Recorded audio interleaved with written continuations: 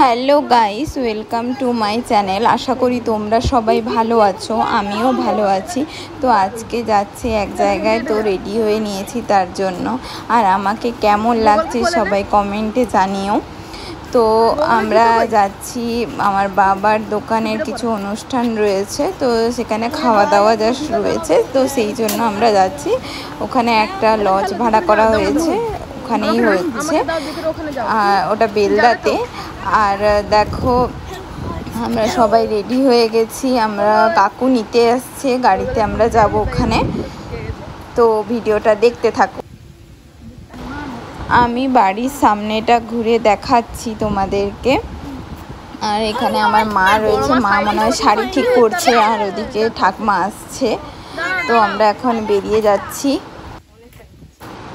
আর আমার ব্লগটা যদি তোমাদের ভালো লেগে থাকে, please like, share and subscribe করে দিও।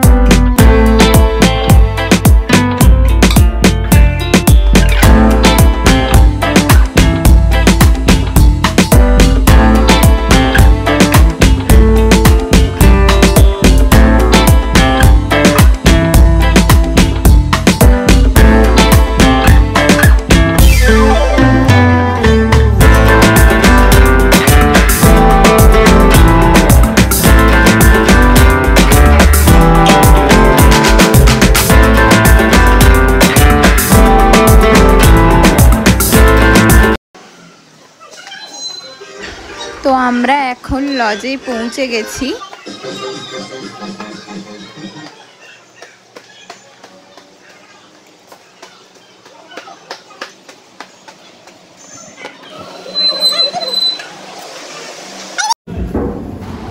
কি মেনু হয়েছে তোমাদের দেখাচ্ছি। প্রথমে দিয়ে দিয়েছিল ভাত, ডাল, আলু ভাজা আর মাছের মাথা দিয়ে চচ্চড়ি।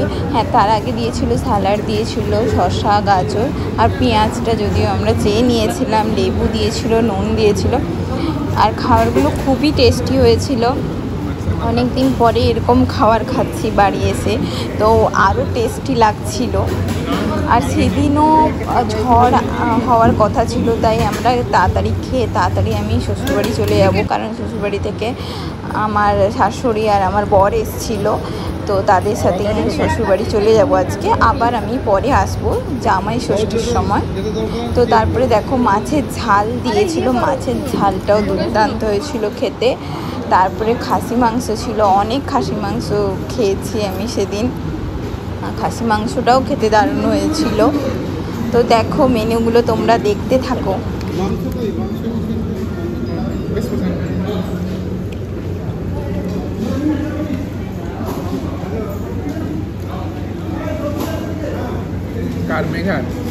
এটা দিদির ব্লগ। হ্যাঁ, খাসি মাংস পড়ে গেছে, খাসি মাংসটা দেখতেও খুব দারুণ লাগছে, লাল লাল খাসি মাংস। আর দেখো আমি এখানে চর্বিটা দেখাচ্ছি। চর্বি খেতে খুবই ভালো লাগে, কিন্তু বেশি চর্বি খাই না, মোটা হয়ে যাব বলে, আর খাওয়াও উচিত না যদিও। তো খাসি মাংস বোনও দেখাচ্ছে এটা যে কত সুন্দর, আর সেদ্ধটাও দারুণ হয়েছিল।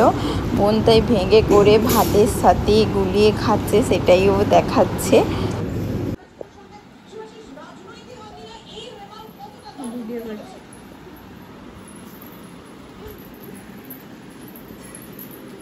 কি করছো বাবা? এদিকে আসো।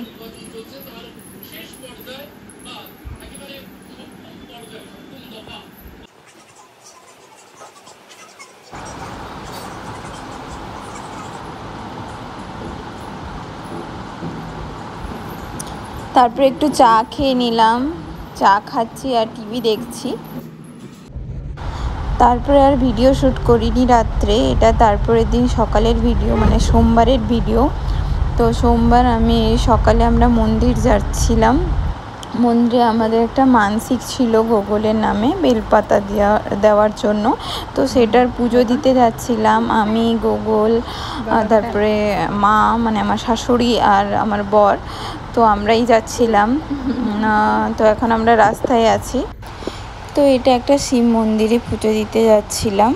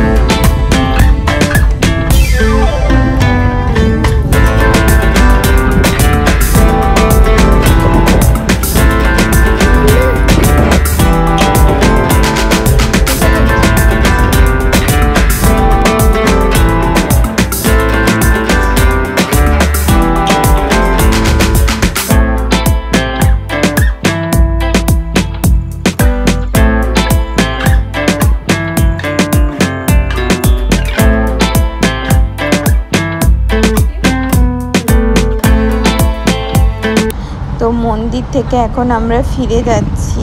তো আজকের ব্লগটা এইটুকুই। ব্লগটা যদি ভালো লেগে থাকে please like, share and subscribe করে দিও। বাই।